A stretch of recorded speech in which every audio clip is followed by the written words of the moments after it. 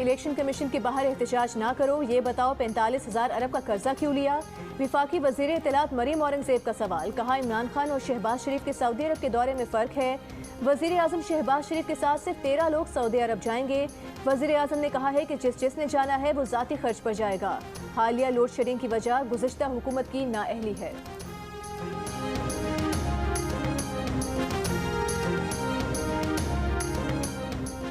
मुल्क को खूनरेजी और खाना जंगी से बचाना है तो 30 मई से पहले इंतखाबात का ऐलान कर दिया जाए। शेख रशीद की वार्निंग, कहा इंतखाबात का ऐलान ना हुआ तो इमरान खान ऐसी कॉल देंगे कि सारी कौम इस्लामाबाद में होगी। शिबली फराज ने कहा कि हुकूमत में कोई अखलाकी जरूरत नहीं, जहाँ 4 लोग देखें इनकी काम पे टांगने लग जाती हैं।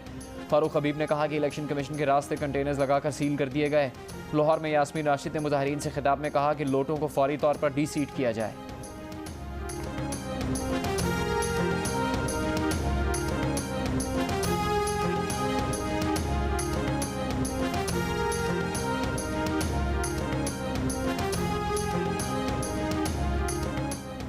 फॉरेन फंडिंग केस में क्यों मुंह छुपा रहे हो? हाथ और दामन साफ है तो रसीदें दिखाओ। उम्मीद है इदारे ब्लैकमेलिंग में नहीं आए। आइन और कानून के मुताबिक फैसला करेंगे। नून लीग के रहनुमा एहसन इकबाल का पीटीआई को जवाब। वज़ीर इत्तलात मरीम औरंगजेब ने कहा कि इलेक्शन कमीशन के सवाल पर इल्जाम लगाओ, घेराव की धमकियां दो, 8 साल भागते रहो। इमरान साहब इलेक्शन कमीशन में फॉरेन फंडिंग के सवालों के जवाब दें। पीडीएम तर्जुमान हाफिज अब्दुल्ला का कहना है कि चीफ इलेक्शन कमिश्नर के खिलाफ मुनज़्ज़म मुहिम इमरान एंड कंपनी के लिए मजीद मुश्किलात का बाइस बनेगी। वक्त आ चुका है कि इलेक्शन कमीशन साबित करे कि वो आज़ाद और खुद मुख्तार इदारा है।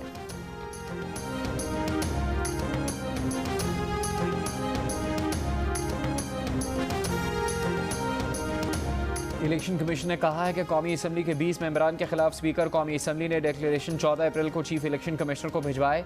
इन डिक्लेरेशन पर इलेक्शन कमीशन में समाअत 28 अप्रैल को होगी। इलेक्शन कमीशन डिक्लेरेशन मौसूल होने के 30 दिन के अंदर इन पर फैसला करने का मजाज है। इलेक्शन कमीशन के जारी इलामी में कहा गया है कि सूबाई असम्बली के 26 मेंबरान के खिलाफ स्पीकर पंजाब असम्बली ने डिक्लेरेशन 20 अप्रैल को चीफ इलेक्शन कमिश्नर को भिजवाए। इन तमाम मेंबरान को 6 मई के लिए नोटिस जारी कर दिए गए हैं।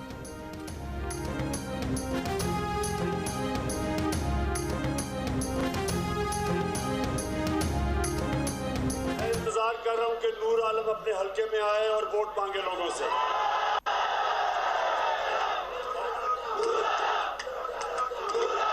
जिधर जिधर ये लोटे जाएंगे वोट मांगने के लिए, मैं इंतजार कर रहा हूं कि इनके लोग, इनकी आवाम इनसे क्या करेगी, मैं उसकी इंतजार कर रहा हूं। इमरान खान बामुकाबला नूर आलम खान इंतजार कर रहे हैं कि नूर आलम खान अपने हल्के में आकर लोगों से वोट मांगे। पेशावर में कारकुनों से खिताब के दौरान इमरान खान का चैलेंज। तहरीक इंसाफ के मुनहरिफ रुकन नूर आलम खान ने इमरान खान का चैलेंज सामने आते ही अपने हल्के की तस्वीर शेयर कर दी। तस्वीर में साबिक वजीर आजम इमरान खान को टैग करते हुए कहा वो अपने हल्के में जाते हैं क्योंकि उनका घर विरासती है, कोई तोहफे में मिला हुआ घर नहीं।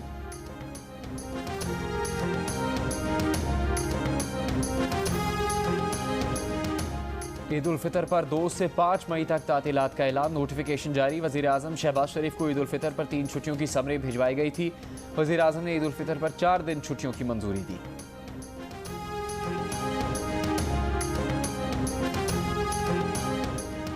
मुल्क के मुख्तलिफ शहरों में लोड शेडिंग कम न हुई। सहरी, इफ्तार और एहतिकाफ में बैठे अफराद की मुश्किलात बरकरार। लाहौर समेत पंजाब भर में घंटों बिजली गायब होने से शहरियों का बुरा हाल। देहात और छोटे शहरों में लोड शेडिंग का दौरानिया 10 घंटे तक पहुंच गया। कराची में लोड शेडिंग से मुस्तस्ना इलाकों में बिजली की आंख मचोली जारी। हैदराबाद के बाजारों में लोड शेडिंग से ईद के रंग फीके पड़ गए। कारोबारी तबका और ताजे बरादरी मुश्किलात का शिकार। बलूचिस्तान के देही इलाकों में 18 घंटे और कोयटा में 8 घंटे तक बिजली गायब। के इलेक्ट्रिक की कराची में गैर एलानिया लोड शेडिंग की तरदीद। तर्जुमान ने कहा कि पॉलिसी लोड शेडिंग जारी है, इन्हिसार इलाकाई नुकसानात और चोरी की शरह पर है।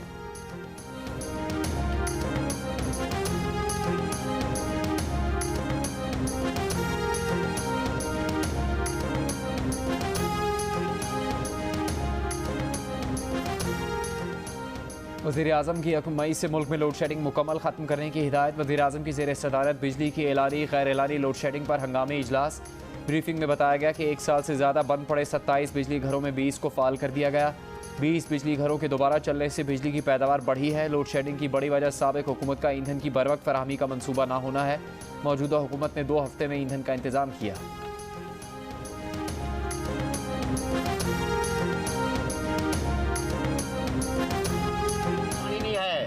डीजल बहुत महंगा है, ब्लैक मिल रहा है, 70,000 किलो की मुशायरी है, हम कहाँ जाएं? सब कोई कागज भाई दे रहे हैं, बस पूरा शहर में सबको 5 लीटर तेल ही मिला। लाला ना तेल मिल दे ना पानी है, ना पानी मिल रहा है ना डीजल मिल रहा है, ऐसे किधर जाएगा? ओगरा की जखीरा अंदोजों के खिलाफ कार्रवाई की धमकी काम न आई। बहावलनगर और बहावलपुर समेत पंजाब के मुख्तलिफ शहरों में डीजल का बहरान कम न हुआ। ज़राई मशीनें बंद होने से किसान परेशान, फसलें मुतासर होने का खदशा। लोधरा में किसानों का सड़क बंद करके एहतजाज। किसानों का कहना है कि पानी और डीजल न होने से कपास की बुआई मुतासर हो रही है। ओगरा ने ऑयल मार्केटिंग कंपनीज को पेट्रोलियम मसनूआत की दस्तयाबी यकीनी बनाने और जखीरा अंदोजों के खिलाफ कार्रवाई की हिदायत कर रखी है।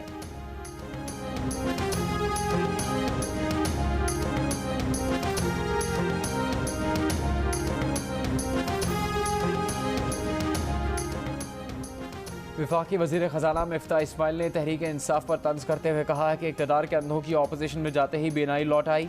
2 हफ्ते में ही गुर्बत और महंगाई नजर आने लगी। खुदा करे कुछ शर्म भी वापस आ जाए, थोड़ा सच बोलें।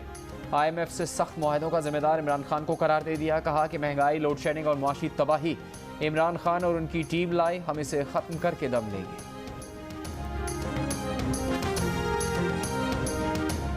मुल्क में ईद के बाद अगला महीना हंगामा खेज होगा। साबिक वज़ीर दाखिला शेख रशीद का दावा।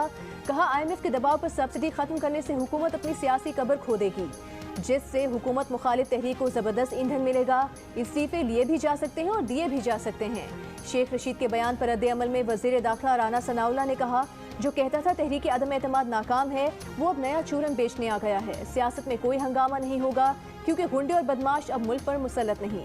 ये वही झूठा शख्स नहीं जो कहता था कि अब सियासत नहीं करूंगा।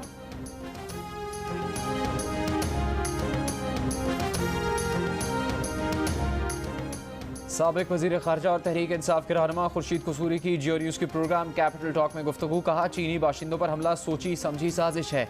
इसमें भारत का हाथ नजर आ रहा है क्योंकि भारत बलोच अलहदगी पसंदों की हिमायत कर रहा है।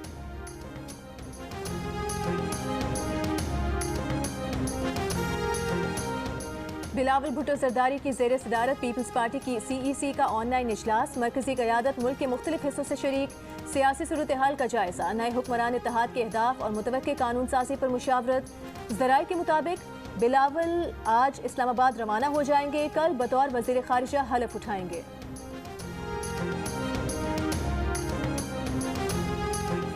सिंध हाउस हमला केस में PTI के अरकान कौमी असम्बली की जमानत मनसूख। इस्लामाबाद हाई कोर्ट में MNA अताउल्लाह और फ़हीम खान को पुलिस ने कमरा अदालत से गिरफ्तार कर लिया।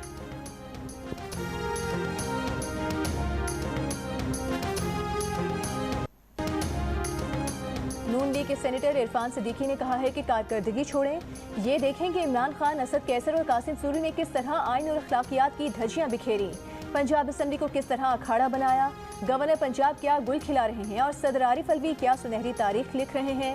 याद रखिए, इन सब ने आइन से वफादारी का हलफ उठा रखा है।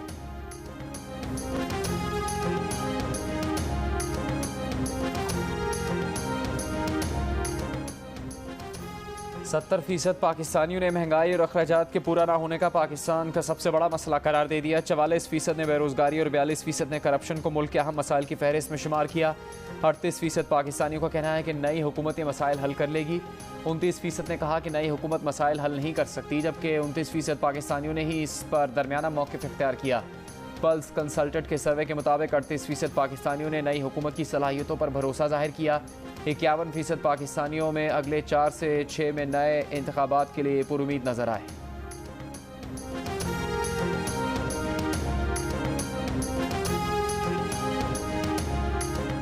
लाहौर की अदालत ने साबिक DG FIA बशीर मेमन को बेकसूर करार दे दिया। FIA ने अदालत में मौक़िफ़ इख्तियार किया कि बशीर मेमन किसी मुकदमे में मतलूब नहीं। बशीर मेमन ने जमानत की दरख्वास्तें वापस ले ली। बशीर मेमन पर मनी लॉन्ड्रिंग समेत 3 मुकदमा दर्ज थे। बशीर मेमन ने जियो न्यूज़ के प्रोग्राम आज शाहजेब खानजादा के साथ में गुफ्तगू करते हुए कहा था कि इमरान खान हुकूमत ने धमकी दी थी कि अहकामात ना मानने पर मिसाल बना दिया जाएगा।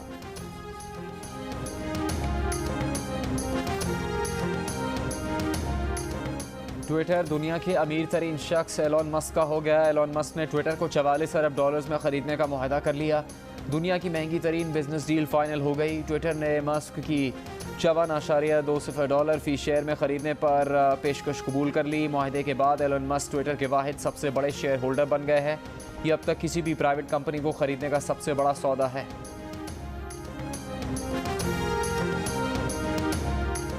अमरीकी जरीदे फोर्ब्स के मुताबिक भारतीय ताजिर और अडानी ग्रुप के मालिक गौतम अडानी दुनिया के 5वें और भारत के अमीर तरीन शख्स बन गए हैं। 59 साला गौतम अडानी के असासों की कुल मालियत 123.7 अरब डॉलर यानी 23,000 अरब रुपए से ज़ायद तक पहुंच गई। उन्होंने अमरीकी बिजनेसमैन वॉरेन बफेट को दुनिया की अमीर तरीन शख्सियात की फहरिस्त में पीछे छोड़ दिया। साबिक ऑलराउंडर अब्दुल रज़ाक का हेयर स्टाइल तवज्जो का मरकज़ बन गया। साबिक कप्तान इंज़माम उल हक, शाहिद आफरीदी और वक़ार यूनुस भी मुतासर हुए बिना न रह सके। शाहिद आफरीदी ने तो पूछ लिया कि ऐसी कटिंग करवाई कहाँ से।